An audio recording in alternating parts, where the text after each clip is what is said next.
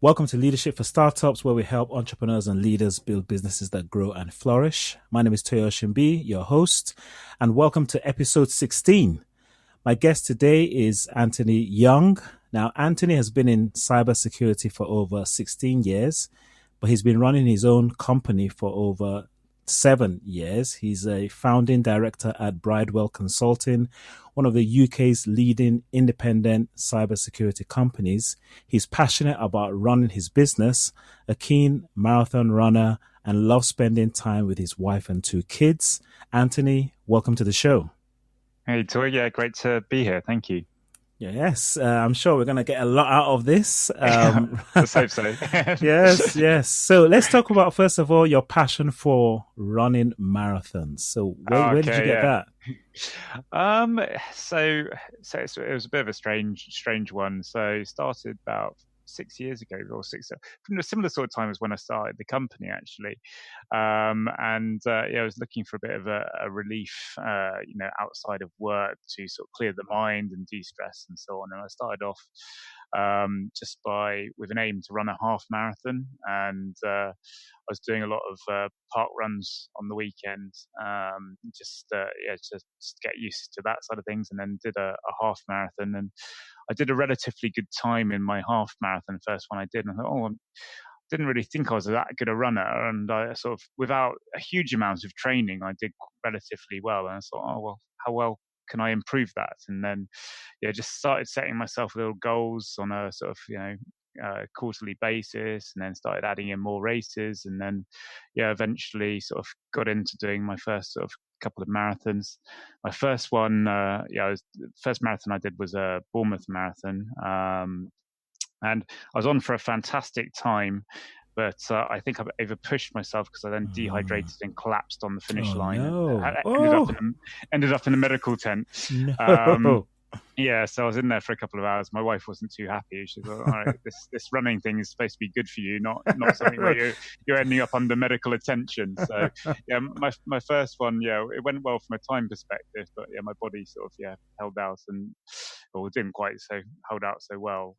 And yes, I've now done quite a few marathons, and I've sort of learned to hold myself, well, not hold myself back, but make sure I'm hydrating properly through, and yeah, not just sort of go gun ho for things. So yeah, it's all about that planning preparation. Wow, that's it. I know a few people that it seems like somehow like a drug. Yeah, once you get addicted to it, it's like you got to do more, more, more.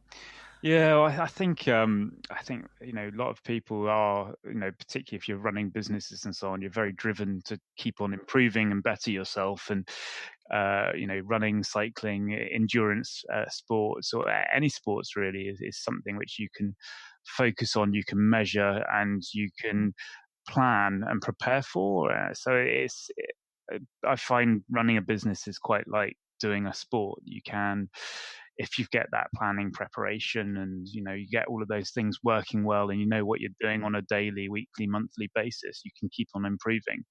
And I love figures, and I love statistics, and with running, you can see what you're doing in terms of training every day, every week. You can see what your nutrition is. You can see what your calorie intake is, what you're burning, what your cadence is in terms of your running, sort of your pace, and sort of how quickly you're running, etc. And you can do the same when you're running a business. And yeah, I find a lot of correlation between sports and business for me. And yeah, I'm sure we'll dive into more questions as we Well, sort yeah, I of go along. mean, you've already stolen a few questions I was going to ask already. I mean, well, But I'm thinking, okay, I did say we're going to be in for a treat. You steamed ahead. oh, so That's all I'm too right. excited. I Going for the know. No, finish it's line early good. on. Sprint I mean, finish. so you mentioned, earlier on about running under 2 hours, 45 minutes. So what's been your best time so far? So I've managed to do 2:53, and yeah, the 2:45 one just evades me. As I say, I've come, in terms of sort of pacing through a marathon. You've got to break it all down into different sections, and I've always made it to about the three-quarter point.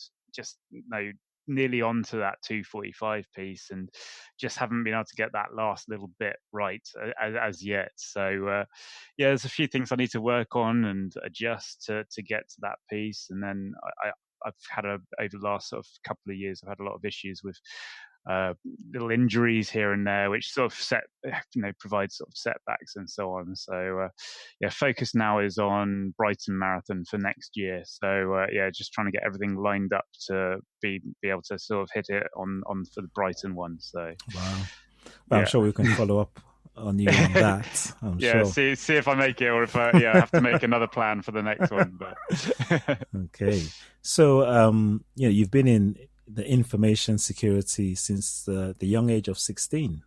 Yes. Then eventually you ended up in recruitment.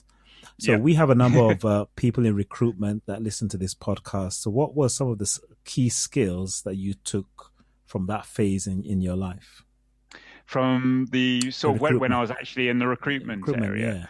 Yeah. So one of the first things when I was first offered the recruitment role and the decision of sort of moving into doing recruitment was, at that stage, I always knew I wanted to run and build a business, but I didn't have a clue at that stage about how I would sell, particularly in selling into, large companies, large corporations. To me, that would just be so daunting.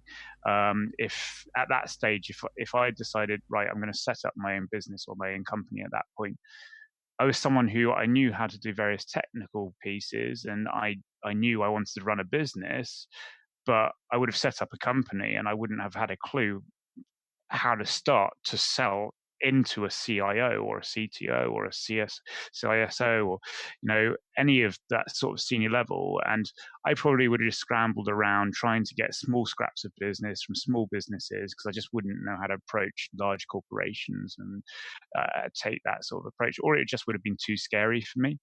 So doing sort of 5.5 years in recruitment, where day in, day out, I was speaking to C-level executives and I was doing pitches to C-level executives, and, I was winning businesses. I was learning how to get on PSLs. I was, learning how to, manage teams of people. I was dealing with contract recruitment at the time. So, not only were you doing the business development aspects, but I was making sure that the people that we were putting in there were delivering what they needed to deliver.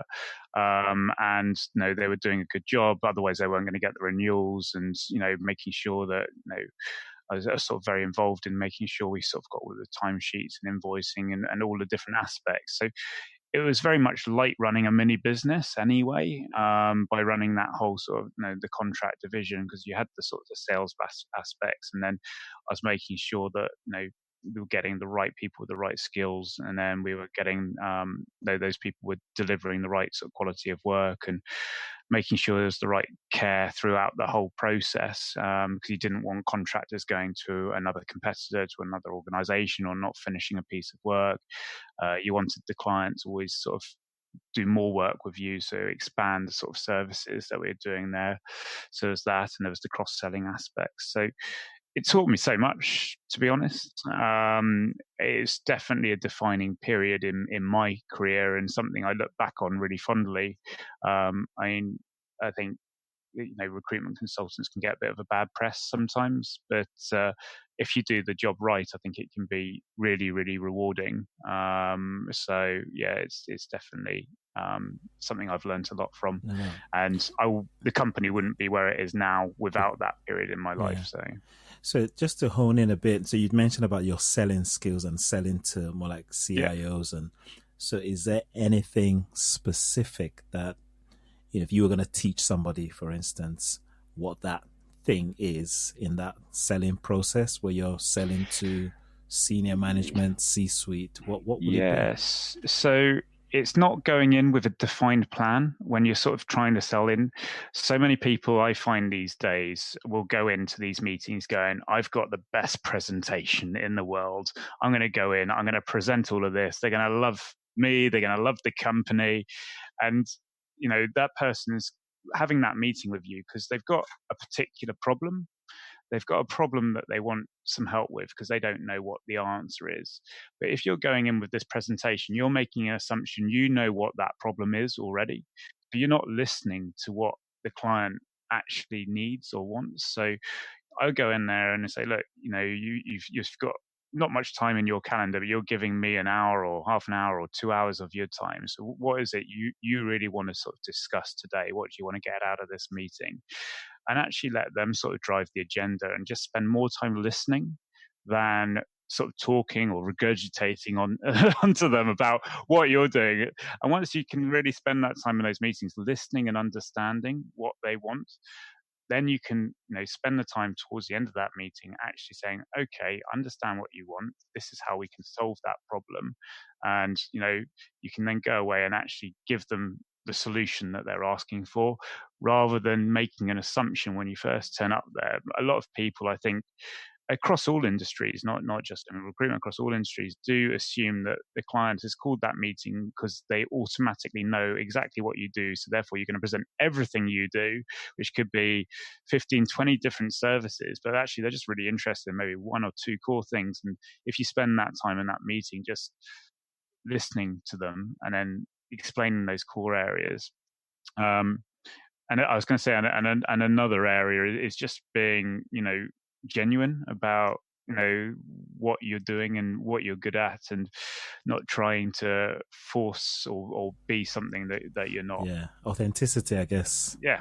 Yeah, but being genuine. It's interesting because Yeah. that's something that, conversations I have with many leaders and entrepreneurs today, and some of the people that I train, which is that the world has changed so much. People hate a sales pitch.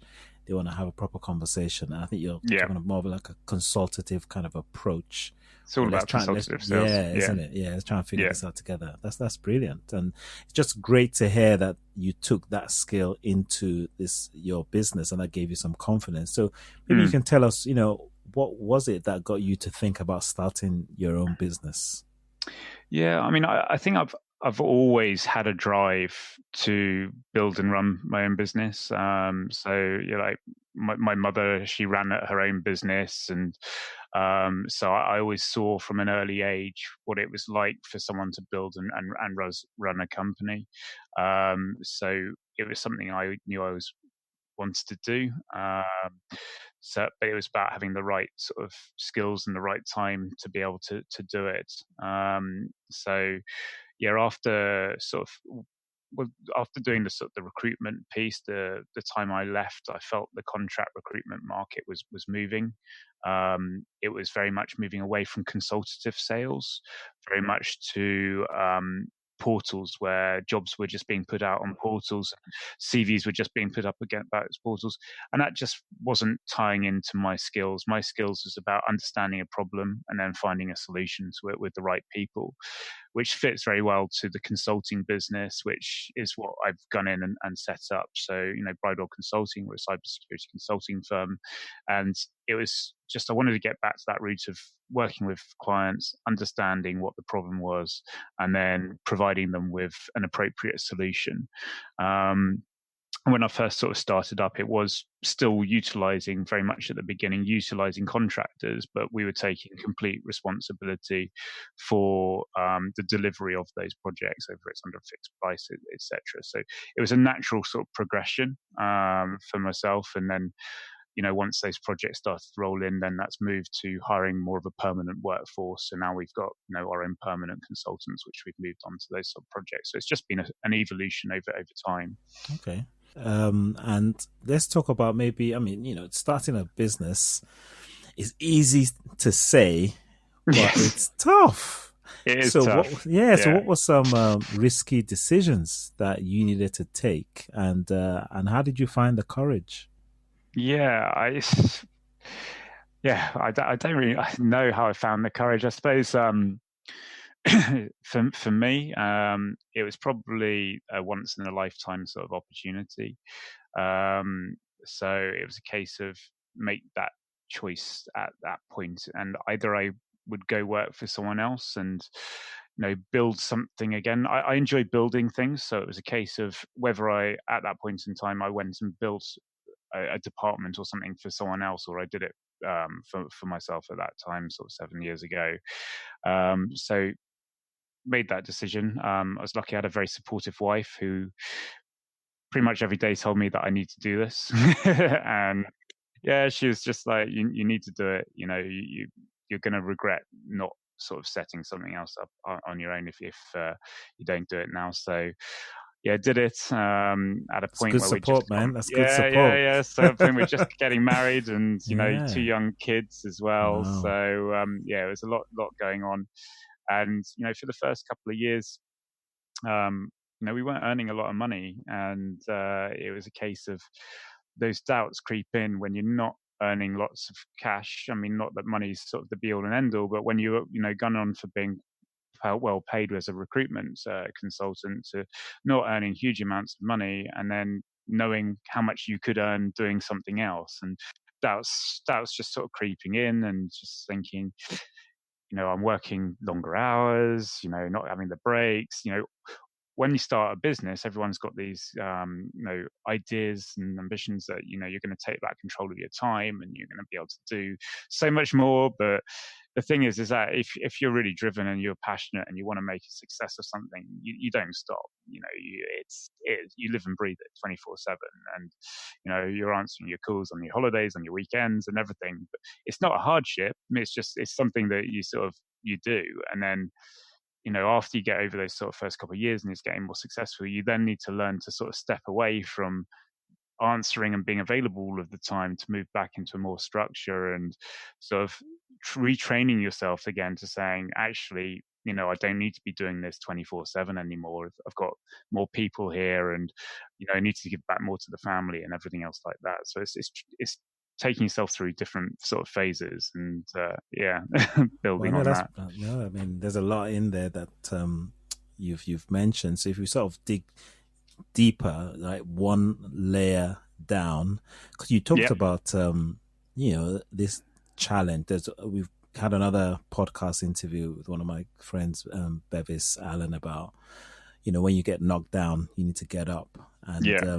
it's easier said than done. So how did you deal with that voice in your head? Because this is something that when I coach entrepreneurs or leaders or even people in sales, Mm. for people that aren't really getting that, momentum, that normally that's the place to visit. So how did you deal with that? It'd be interesting to know. Yeah, so I mean, it was difficult, and for me, it was having good people around you.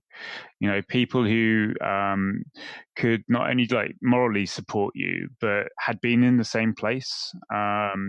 So, I had people who had built and set up their own businesses, some successful, not so successful, and you know, listening to them, having those sort of mentors and people who have been where you've been, and sort of realizing that actually it wasn't you that's being a failure or you that's struggling on your own.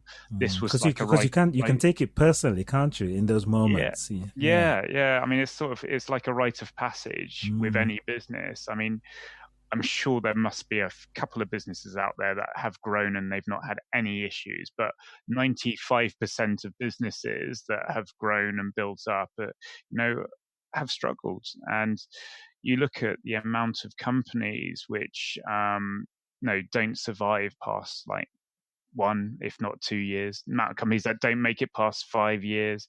I mean, I don't know the official statistics, but it's something like it's a ridiculous number that don't make it, and it's because it is tough. And people will go generally from being successful in an industry to setting up their own business, saying, right, I'm fed up of making money for someone else, I'm going to set up my own business, and then not realize that actually you don't just have the time to do the job you were doing before, but you've also got to be the accountant, you've got to be the marketer, you've got to be, the lawyer, you've got to take on all these roles because you can't afford to hire all those different roles.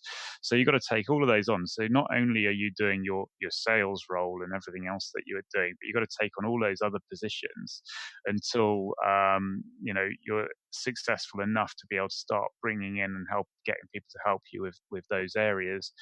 And that's when you can really start to grow and develop as a business. Is when you start to offload those areas, and you can focus on what you're really sort of good at, or help developing sort of the rest of the business really. Oh, brilliant. this is now where I was going to ask you about the crossover with running marathons. Yeah, yeah, You see that coming, yeah, yeah? yeah, yeah, yeah, yeah. So yeah, there's a correlation there, isn't there? Because so I mean, what specific skills would you say, or mindset? Let's talk about mindset. Yeah, I'd say it's That you, mindset. yeah, what specific mindset would you say is this that's transferred over to like running a marathon that you would Yeah. correlate with running a business? Oh, I think there's a huge amount of crossover here because I think to run a successful business, you've got to treat it like running a marathon, and you've got to look at what your end goal is, or not even what your end goal is, but say what your plan is over a 3 year stint. So look at the long game, and say right, okay, this is where I want to be in 3 years' time, and then okay, right, to hit that goal within 3 years, what do I need to do out of each year over those 3 years? And then break that down into monthly tasks, weekly tasks, daily tasks. So it's a bit like the phrase of, to eat, how do you eat an elephant? You've got to cut Elephant it one by a into time. so small, Yeah, well, one bite at a time, or cut it in small I bits, don't eat whatever. elephants, but Yeah, yeah, yeah, yeah. I've heard Yeah, like, about it. yeah, it's the phrase, the phrase. Yeah. I've not tried it myself either, but, but Yeah. no, it's one of those things is that, if you look at the overall task, it can be daunting. But if you break it down into those small chunks with goals that you can achieve on a daily, weekly, monthly, yearly basis, you can hit that overall goal. And with Bridewell, I've always had a clear plan of what I want to do. It usually goes up to 5 years, and at the end of each year, we build a new 5 year plan. But yeah, so we've got a 5 year plan, overall achievements. We'll look at, what we want to plan in terms of sort of turnover, number of employees, profitability, services, offices. So it's a very sort of high level. What do we want to achieve? And then for the current year that we're working in, we'll break that down into, okay, to be able to achieve those revenue figures for, to be able to hit what we want to hit in 5 years, and we've planned each year the figures that we need to be able to hit to be able to get there. For the figures we've decided for this year, what do we need to do? What are the activities we need to do to be able to hit those? Right, how many offices do we need? How many people do we need? How many clients do we need? What's the average deal size that we need? Okay, to do that, how many leads do we need to create? Because we know how many leads that we need to be able to convert, etc. Right? Okay, to get that many leads, how many events do we need to do? How many calls do we need to do? How many market? So it's literally break everything down, and yes, and just going back to marathons, it's very similar when I'm sort of doing a marathon. I plan out, okay, this is what my end goal is for the marathon. This is the time I want to get. Right, how many runs do I have to do in total to be able to hit that time? Okay, how many different types of runs do I need to do? Do I need to do sprint training? Do I need to do long runs? Do I need to do hill runs? And how long do I need to be doing that? What nutrition do I need to be eating? I go for times when I look at my nutrition, what I eat, what I drink, and everything else like that. You're just taking in all the different concepts, and then do you need different sort of training partners, someone to keep you motivated going along? Do you need a different mentor, etc.? Just little tweaks to try and improve and better yourself, and measure what you're doing. And again, going back to the business, measure what you're doing on a weekly, monthly, yearly basis, so you can see what's working, what's not working. So, okay, have I done this particular event? What's worked with that event? Okay, what didn't work with that event? Okay, should we invest in something else?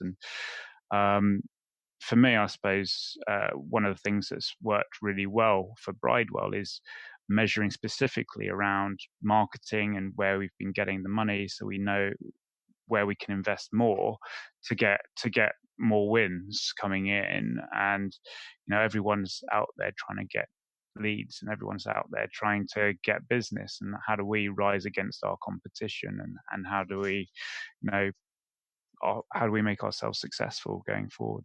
And, it's only breaking it down and having these plans that you can do it.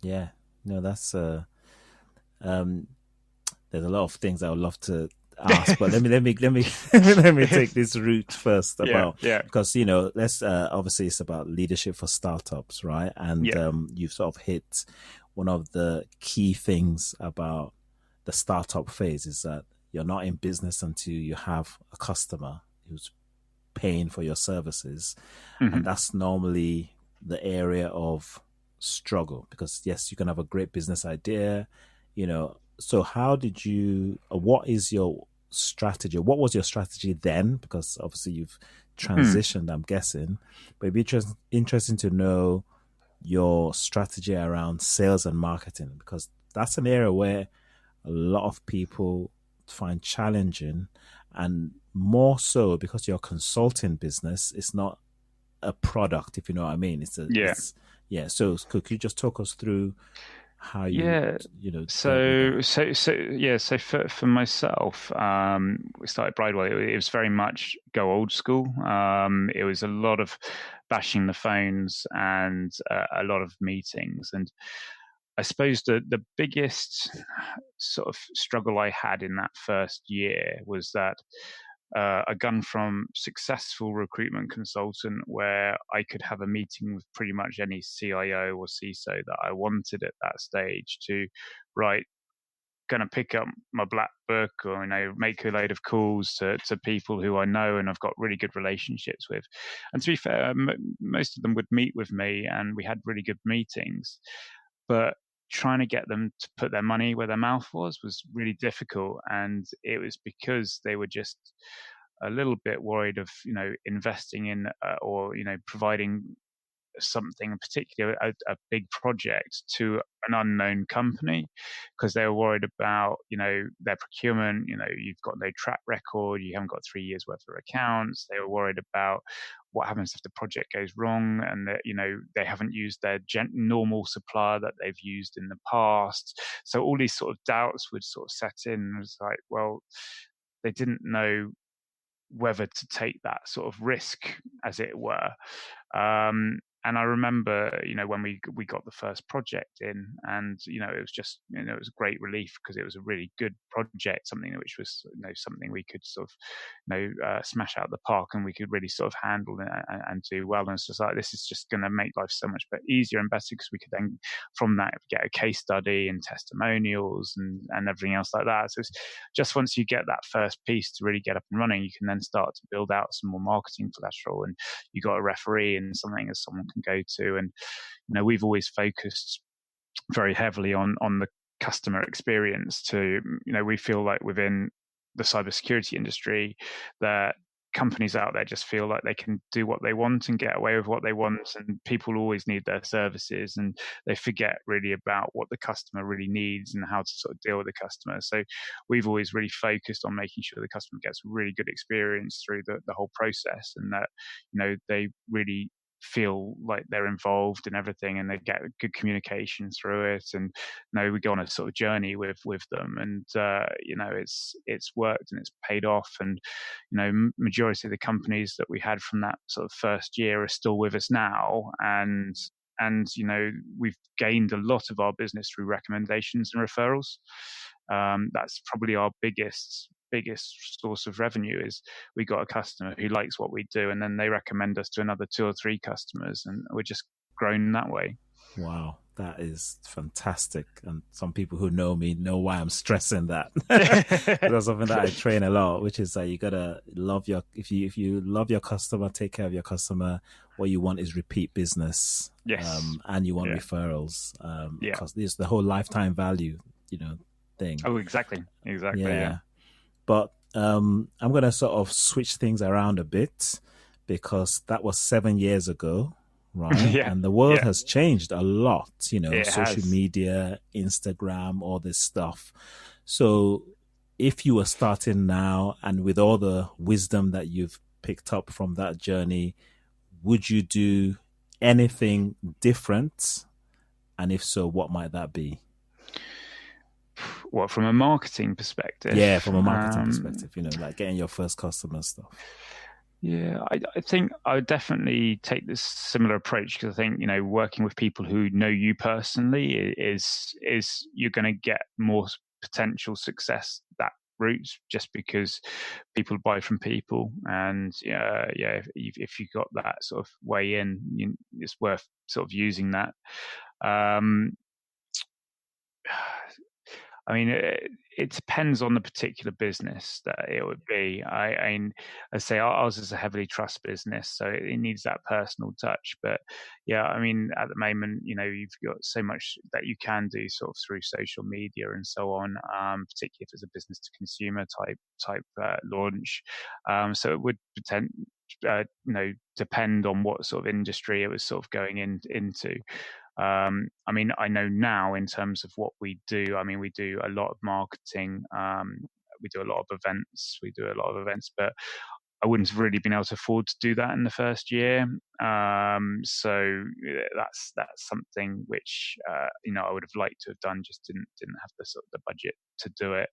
But now we do a lot of stuff with events, and again, it's getting that face-to-face time with customers, and the more time or more touch points you can get with the buyers face to face, the more likely you are to succeed in being able to get that sort of sale. And that's what we look at now, is making sure we know who our target markets are, and that they're getting to see us as much as possible, or see our name, or come across us in as many of those sort of locations as we possibly can.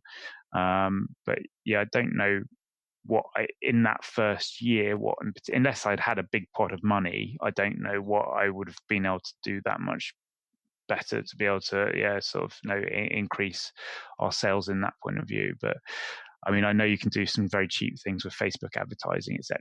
These days, again, just get more touch points, get your word and your name and your brand out there as possible, really. Yeah. Okay. And then now you've grown it, you've got a team. So roughly how many staff are you? So 36 permanent staff at the moment, hoping to finish the year with about 40. Okay. So we're still recruiting and growing.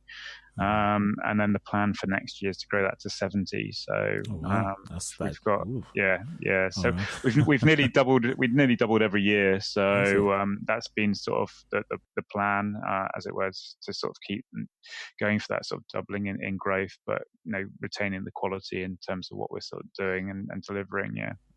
Okay, well, that opens up another set of questions. Okay. Because I mean, one of the challenges that a business will face is you've got your idea around how you want your business to grow and to flourish, right? And the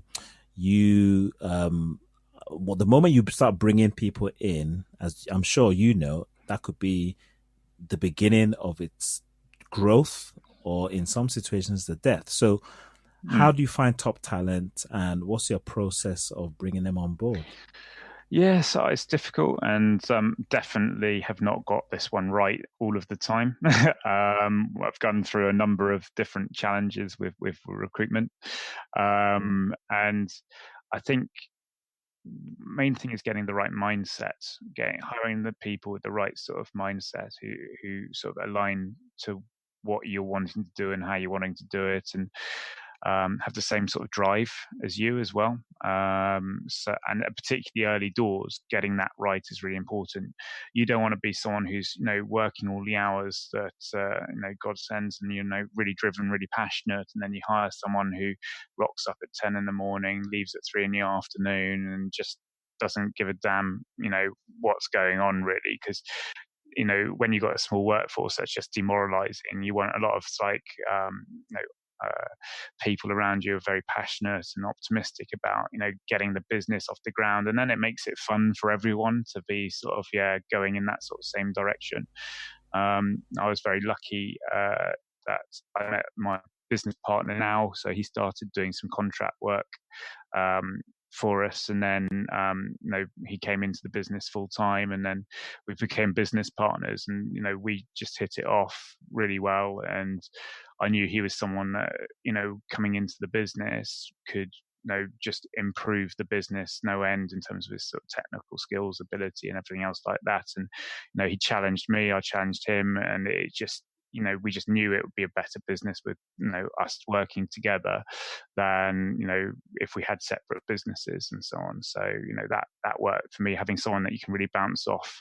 And, we still speak to each other every day and, go through any problems, things that we're looking to do, things that we're looking to grow. And it's having someone who can challenge you in that way and can look at things different ways and can speak to you if maybe you've coming up with a crazy idea, talk you down from it, or encourage you if it's a good thing to sort of go for. And I think that's a great balance that we have with the business now, because sometimes I'll come up with something which I think is a really good idea, which may be a bit of a risk, and he'll say, "Yeah, let's go for it." And then because we're both bought into it, we just go for it. Or there may be one which is completely off the wall, which it just would be too big a risk and could damage the business. And it's like having that second pair of eyes to say, well, actually, let's write it out, let's plan it, let's see if it's something that would work, and then actually no, that would not work. So it's having the right people around you, and the right sort of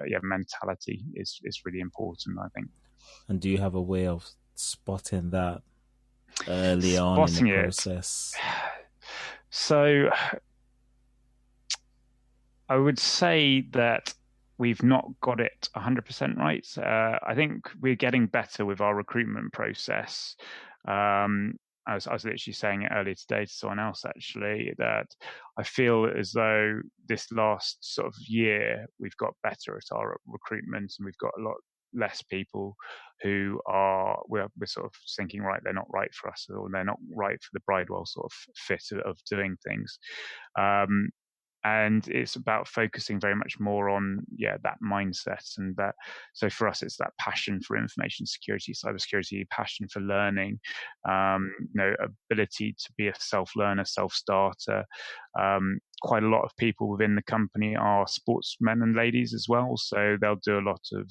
We've got quite a few sort of cyclists, runners, rugby players, football players, hockey players, people who have got a passion for sport as well, just because they can be focused on goals and achieving goals and that sort of side of things.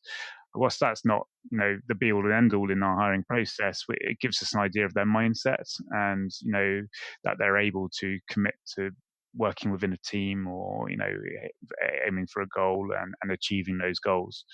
So that's one of the things which, has worked out. Yeah, that's good to know, because I know that's definitely an area for a startup business that becomes the next phase. Once you start getting business and you start to hire, then it's about trying to create that process and philosophy around it, which is I think is a journey that you have to sort of go through, isn't it? Yes. Yeah, definitely.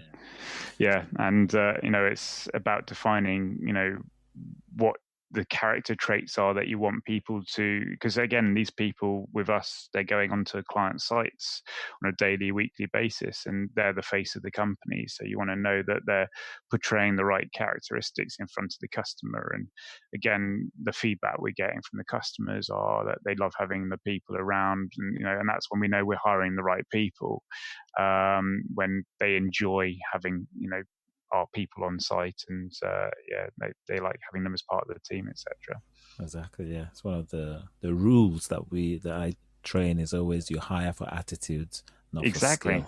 Exactly. You can teach anything these days. So you can't teach attitude though. Exactly. Yes. Yeah. So I guess for you though, obviously from being a solo entrepreneur, and then now you're hiring staff and leading a team. So what would you say has been your own development regarding leadership skills, and what would be your take on the importance of having leadership skills even right from the early startup phase? So probably the two biggest ones for me is patience is one, and delegation.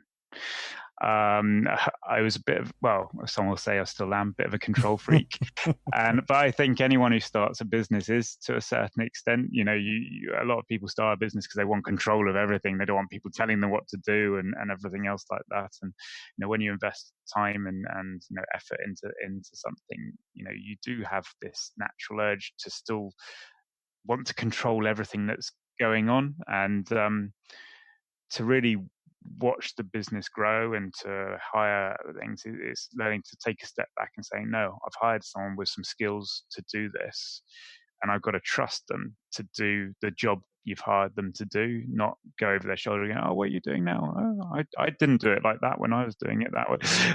And it's giving them the room to be able to do their jobs and deliver what you've hired them to do.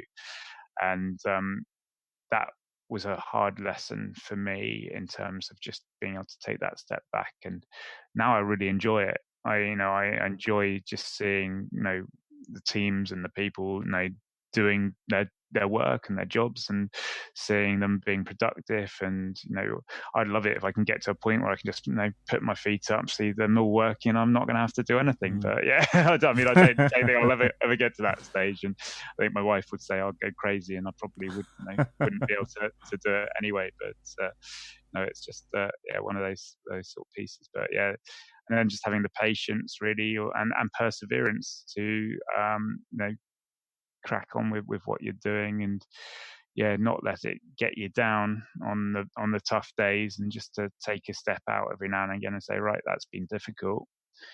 I'm going to gather my thoughts and work out, right, what can I do tomorrow to make it a better day, and break through those things really. And so what would you say is your current challenge that you face in the phase that you're in? So biggest challenge at the moment is hiring of talent. It's cybersecurity industry. We've got a very sort of big shortage of skills. Some say there's not a shortage of skills out there, but I mean, in terms of when we are recruiting and interviewing, there's a lot of people out there that can't meet the level of skill that we're looking for within the organization, and we're looking for very sort of specific niche skills in what we're doing.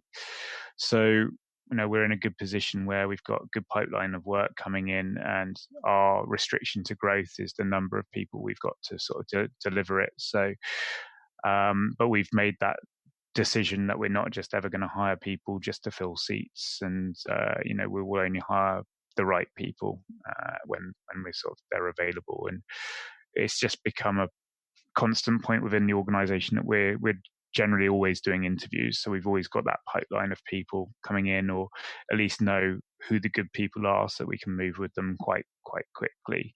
So that's sort of one of our big pieces. The other piece is moving, I suppose, from was to some people when they first sort of came into the organization, it was a very small company. We're now getting slightly bigger company, so we've had to put more management structure in and make it more structured organization, etc. And it's getting the buy-in from everyone as we're sort of building out that structure, building out more roles and responsibilities. And people never like that change from when they could do everything to being slightly more managed and everything else. So it's just that sort of, we've not really had an issue with it yet, but it's just making sure it's handled sensitively as we go through it, and building it, because some people really enjoy that smaller company feel, flexibility, and as we get bigger, we will still want to build flexibility into everything, but it's just we've got to have that structure to be able to make sure everything's being delivered to the quality we need, really. No, that's the typical. I mean, many companies, that's the phases that they go through. Even Google had to go through that, which as you get bigger, there needs to be more ways of measuring productivity, performance, just as you said. Obviously you're in cybersecurity business, so do you want to tell us what you think most businesses need to be aware of around this topic? Well, for businesses that need to understand around cybersecurity, yeah, sure. I mean, for us, it's still getting companies to really just get the basics right. You hear a lot in the press about this latest cyber attack, or obviously we heard last week, or whatever it was, with the Labour Party under cyber attack and so on. The thing is that so many of these attacks, they're basic attacks that can be carried out by anyone. They're not sophisticated, and it's because people and businesses are still not getting in place simple security controls. So it's like the amount of companies which are not updating systems. So if you're not updating your systems, then, it's out there on the internet. All the vulnerabilities, they're on a system that's not patched, which people can then use to override those systems and gain access to your systems. So just by updating your systems is a simple approach, or by not running your normal accounts. Some people, they set up their computer, it sets up automatically with an administrator account, which means that if someone gets access to your computer, they can make all of the changes on your system very easily. So just by setting up 2 accounts on your computer, an administrator one, which you would use for making any changes you need to your system, but then your day-to-day system set up as just a standard user without administrative privileges. Then if you do click on a link to something and someone gets onto your system, they wouldn't be able to make any changes on your system without knowing your administrator username and password as well. So it's just sort of simple changes that you can make to try and reduce the damage to you if there's things. And the other one is just don't click on everything willy-nilly, with these links taking you to various places, or read those emails, particularly coming up to Christmas period. Read those emails very carefully, and there'll be a lot of phishing emails out there trying to trick you onto different sites or trying to get you to download things, and a lot of them will be aimed at collect your package and so on things which people will be expecting. So just read things carefully, and if in doubt, just delete it. So yeah, it's worth not taking the risk. But yeah, it's just getting those basic pieces in place and making sure you've got decent sort of malware protection, firewalls in place, etc. And if we can get everyone to get the basics in place, then the world will be a better place from a security perspective. Oh, absolutely. I mean, so this sort of leads into, what are your thoughts around future trends? What should we expect to see with regards to business, leadership, entrepreneurship? Any ideas? Yeah. So, I mean, well, from a business perspective, I mean, it's within the tech industry. It's been, there's been lots of buzzwords and things, and obviously AI is an area which everyone's saying this is going to be the main game changer, and it's the bit everyone's investing heavily in at the moment in terms of, right, how can we automate more processes? How can we take the humans out of a lot of the decision-making processes to speed up things like manufacturing and decision-making processes, etc., just to make services faster. So I think that's an area which over the next sort of 5 to 10 years is really going to accelerate. Obviously, over the last sort of few years, we've had the beginning of the whole Internet of Things, where everyone's having more smart devices in their homes and so on. So I think that will continue. I think the security around IoT devices will get a lot better, and that will provide a lot more opportunity as well. As the companies that are manufacturing them become a lot more aware about what they need to be doing from sort of a security sort of perspective as well. So I think that will be a big piece.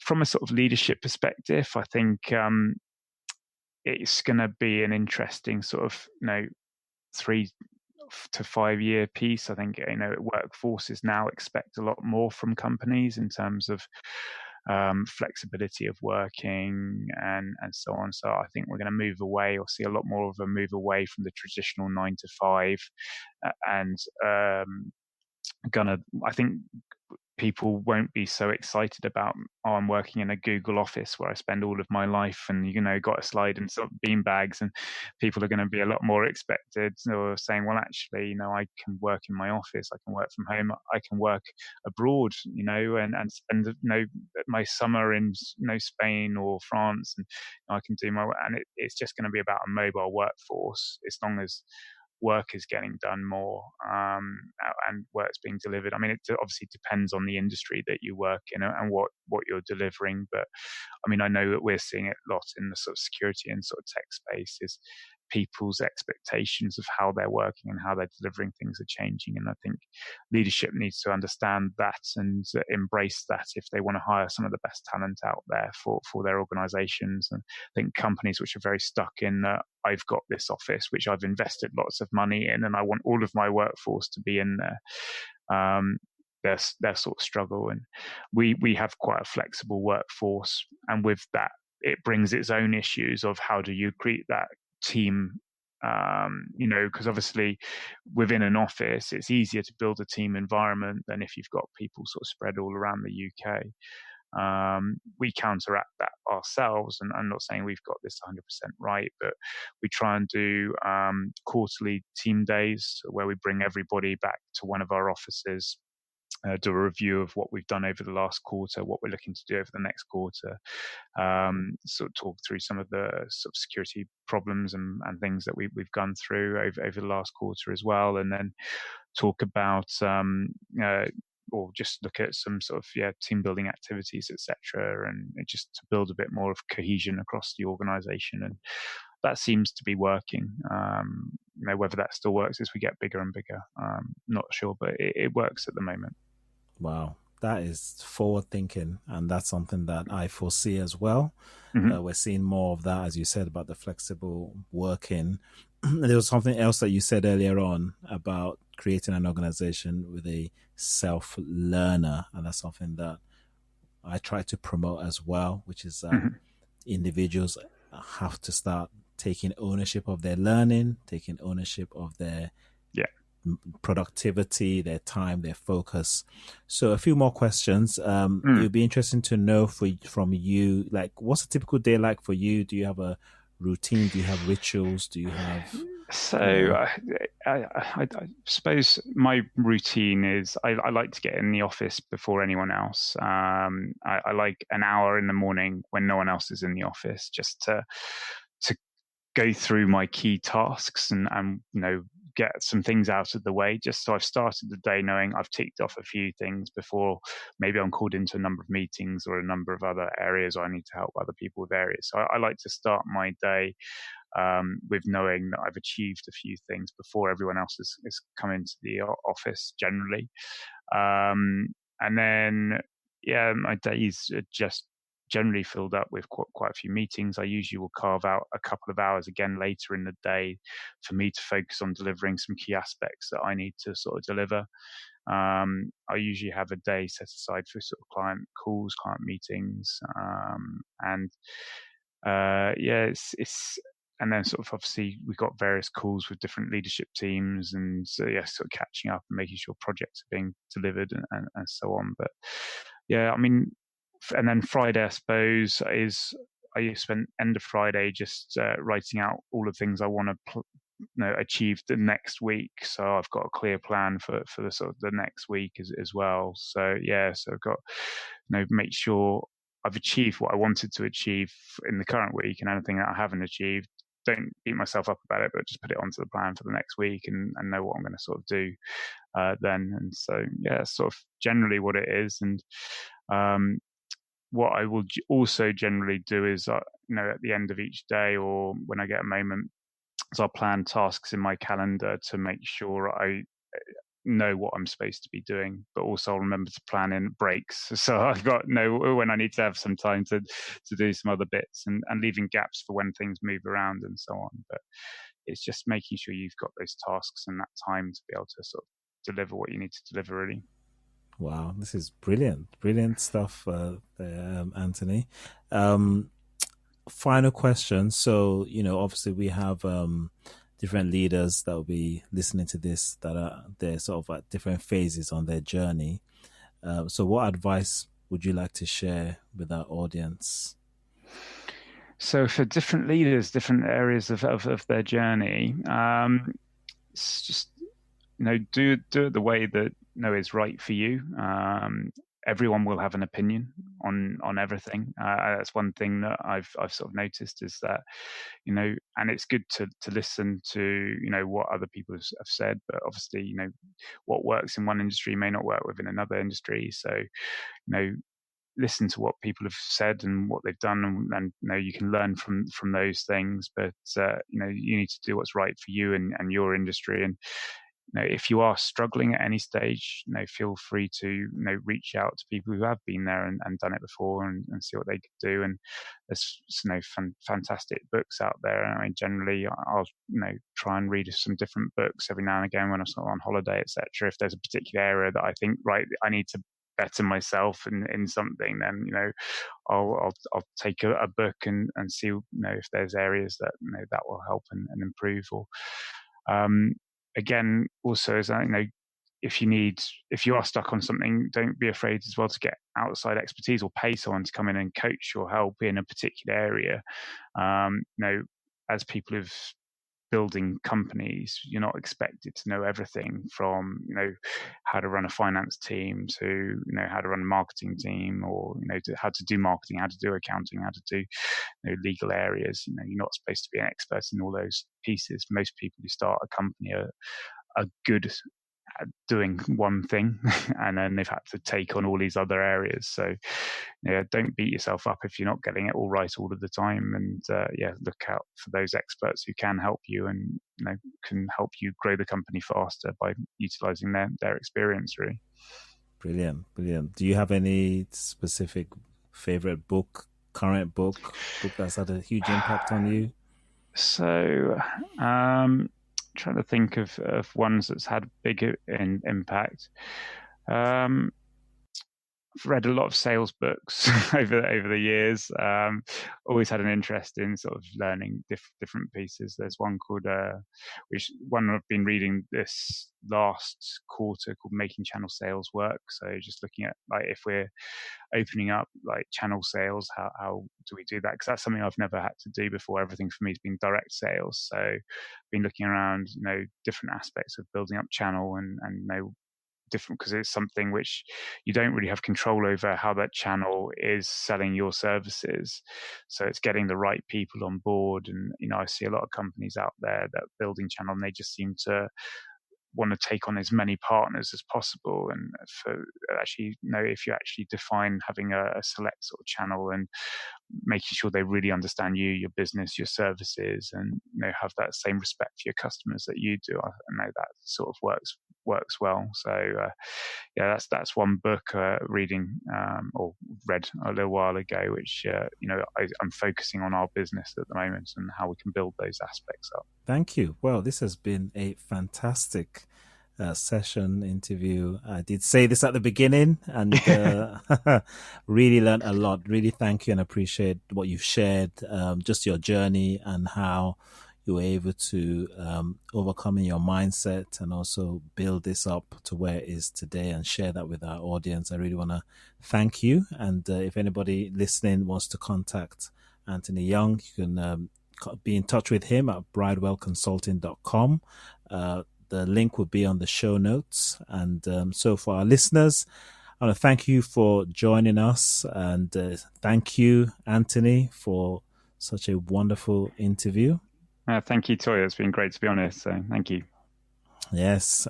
So as I said, the contact details will be on the show notes. Again, you can go to leadershipforstartups.com and any other resources that we've mentioned will be there as well. But for now, to your success, and we'll speak to you soon. Thank you. Cheers, Toy. Thanks a lot. Cheers, mate.